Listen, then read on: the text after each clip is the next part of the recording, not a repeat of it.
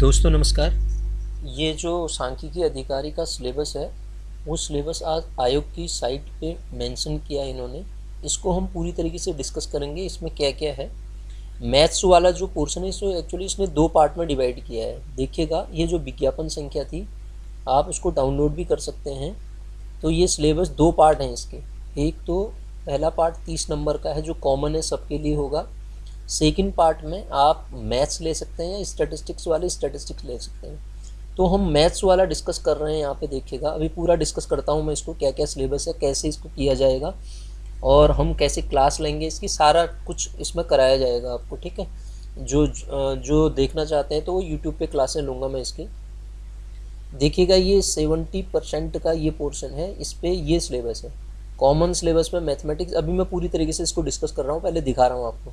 Maths ये है, statistics part है और कंप्यूटर फंडामेंटल कंप्यूटर का पार्ट है, ये देखिए। उसके बाद ये ऑप्शनल वाला पार्ट जो मैथमेटिक्स का है, मैथमेटिक्स वाला डिस्कस करेंगे हम अभी। ये मैथमेटिक्स 70% मतलब 30 क्वेश्चन वहाँ से आएंगे। 100 नंबर का पेपर है, जैसे देखिएगा 100 नंबर का ये पेपर है।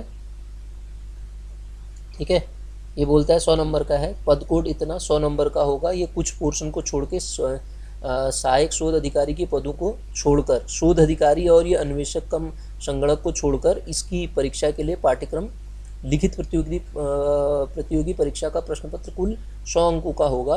प्रश्न पत्र दो भाग होंगे इसके। प्रथम भाग में कॉमन होगा और सेकंड भाग में आपका बीएससी की गणित और सांख्यिकी और साथ में कंप्यूटर वाला पार्ट पहले पार्ट में आएगा। 30 प्रश्न वहाँ से पूछे जाएंगे और 70 प्रश्न जो हैं सेकंड वाले पार्ट से आपसे पूछे जाएंगे। ठीक है, तो जो ये 30 क्वेश्चन है, 30 में भी आपका मैथ्स और स्टैटिस्टिक्स तो है ही है, कुछ पोर्शन कंप्यूटर का है।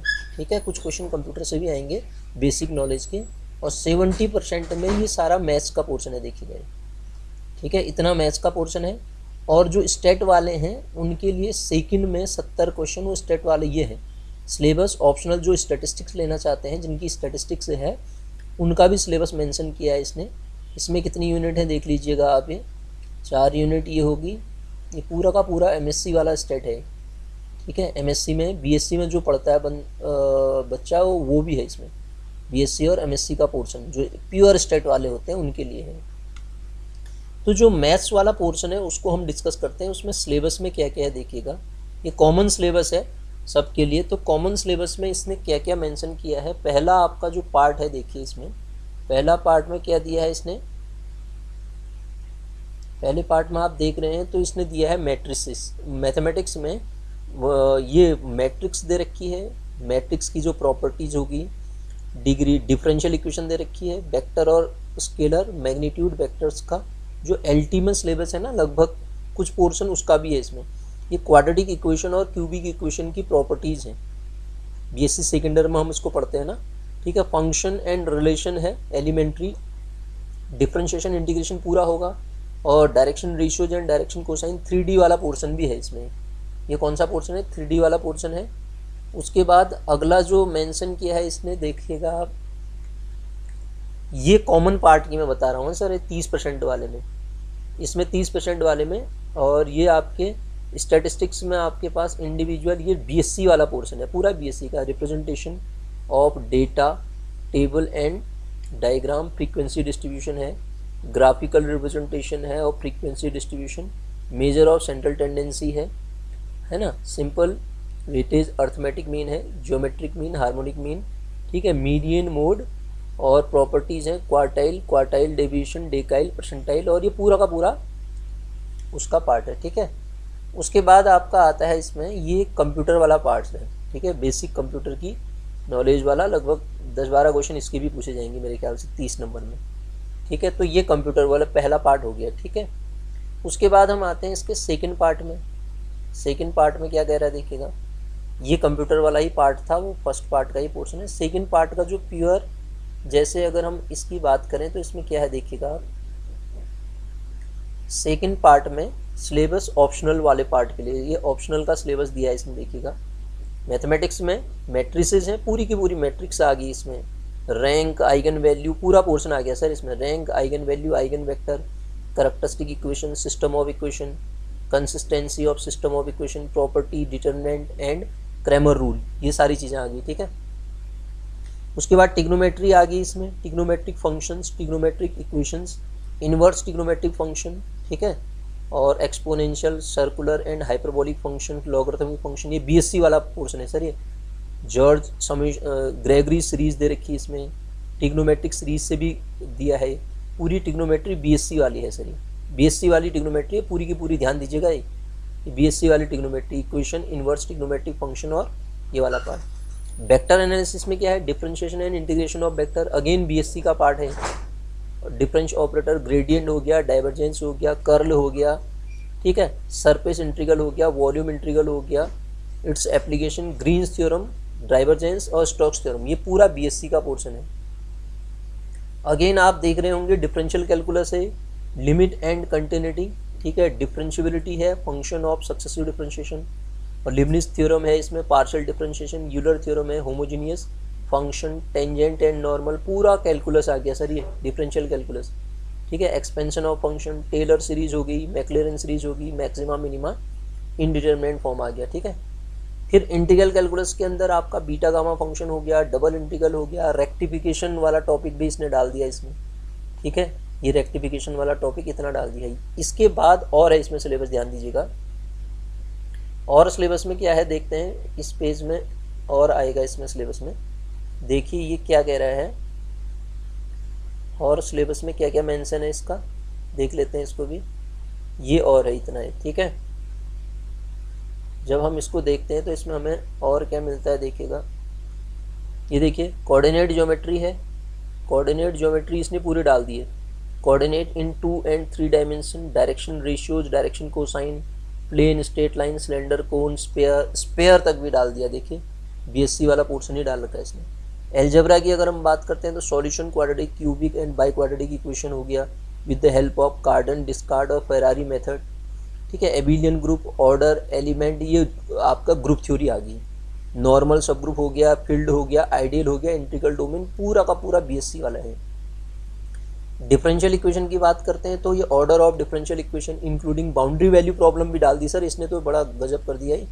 Separable variable, homogeneous linear differential equation, reducible to linear, पूरा का पूरा बीएससी का ये डिफरेंशियल इक्वेशन भी डाल रखी है इसमें, ठीक है। Degree of partial differential equation, partial differential equation भी पूरी आ गई, ठीक है। First order but not first degree, trajectory आ गया, पूरा का पूरा डिफरेंशियल इक्वेशन भी डाल दी सर इसने। उसके बाद रियल एनालिसिस तो पूरी बीएससी की है, देखिए रियल एनालिसिस में तो इसने कंप्लीटनेस भी डाल दी of real number, countability of set, open close set क्या होते हैं, सीक्वेंस सीरीज, रेबीज टेस्ट, ठीक है, Cauchy root test, logarithmic, De Morgan's test, सब कुछ डाल दिया इसमें।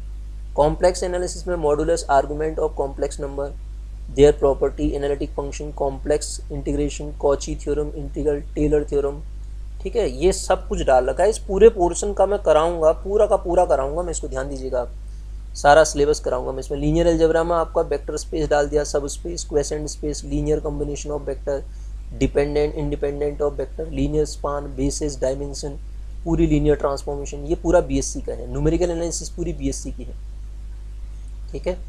उसके बाद इंटीग्रेशन, ये numerical analysis, code formula, trapezoidal, Simpson 1/3 rule, 3/8 rule, फिर लीनियर प्रोग्रामिंग प्रॉब्लम भी डाल रखी है, ठीक है, जनरल लीनियर प्रोग्रामिंग प्रॉब्लम। देखिए इसमें बहुत ज़्यादा टाइम मिलेगा इसकी, अगर आप ढंग से अभी भी लगभग 6 महीना तो आप मान के चलिए इसमें, अभी तो ये कुछ होना नहीं है इसमें, ठीक है। इसका पेपर होगा भी तो बहुत लेट होगा, कम से कम मिनिमम 4 महीना तो इसमें आपको मिलना ही मिलना है। तो आप इसकी अच्छी तरह से तैयारी करना चाहें तो कर सकते हैं। ये ज़रा सा हम इसको और देखें तो देखिएगा, ये देखिए ये वो था आपका एडवर्टाइजमेंट था इसका, ठीक है। एडवर्टाइजमेंट में क्या क्या आपने ये देखी, ये तिथि है कब से, 30/12 से ये आवेदन, ऑनलाइन आवेदन करने की तिथि है, और ये 12/2 तक है, ठीक है, 12/2 तक ये ऑनलाइन करने की ये इसकी आप इसको पढ़ सकते हैं ढंग से, ठीक है। पद कोड कौन कौन से हैं, ये संगणक, इसका तो अन्वेषक कम संगणक इसका नहीं है वो, ठीक है, ये एक्चुअली इसका सिलेबस मेंशन नहीं है, ये बाद में होगा, ठीक है। बीएससी सांख्यिकी, गणित और अन्वेषक कम संगणक, इसका एक ही पोस्ट है, इसका भी नहीं है वो सारी जो सिलेबस दिया है इनका दिया है, इसका भी नहीं है अन्वेषक कम संगणक। इसमें भी क्या है आपका, इसकी अर्हता ये है ना, सांख्यिकी, एमएस उसके बाद सहायक सांख्यिकी सहायक, इसका सिलेबस है वो, ठीक है, इसका सिलेबस है। इसकी अर्हता ये है, क्या क्या चाहिए इसमें देखिए, आपने देख लिया होगा ये कितने पोस्टें हैं इसमें, सहायक सांख्यिकी अधिकारी की कितनी पोस्टें हैं, नियोजन शाखा के अंतर्गत, ये सारी चीज़ें सर इनका सिलेबस है। सहायक सांख्यिकी अधिकारी कितनी पोस्टें हैं ये, शोध सहायक शोध अधिकारी इसकी एक ही पोस्ट है, इसका भी सिलेबस नहीं है सर, ध्यान दीजिएगा। और फिर ये दे रखा है पद कोड इतना है, सहायक सांख्यिकी अधिकारी 29 पोस्टें इसमें हैं, ठीक है, 17 लगभग जनरल की हैं, सारी चीज़ें इसमें मेंशन हैं, ठीक है। तो कितनी पोस्टें हैं ये, 29 पोस्ट है, जिसमें से 4 3 इस तरीके से इसका क्षैतिज आरक्षण भी दिया है, देखिएगा। और ये कब भरना है, आप इसको डाउनलोड करके देख सकते हैं। इसको पूरा फॉर्म फिल करने के बाद, तो कोर्स मैंने इसको बता दिया। अब मैं कल से कोशिश करूँगा इसकी क्लास डाल के, अगर आप तैयारी करना चाहते हैं तो मैं इसकी लगभग पूरा ही कोर्स कराने की कोशिश करूँगा, कोशिश क्या पूरा ही कराऊँगा इसको, ठीक है। कंप्यूटर वाले पोर्शन को छोड़ के, कंप्यूटर तो खुद ही पढ़ना पड़ेगा आपको, उसके अलावा मैं इसका पूरा पोर्शन कराऊँगा, ठीक है। ये सब देख सकते हैं आप, ठीक। तो इतना देखिए आप, फिर मिलते हैं, इसके लेक्चर में डालता हूँ। तो पहले आप इसको पूरा ढंग से देख लीजिए, उसके बाद हम इसमें करेंगे आगे को।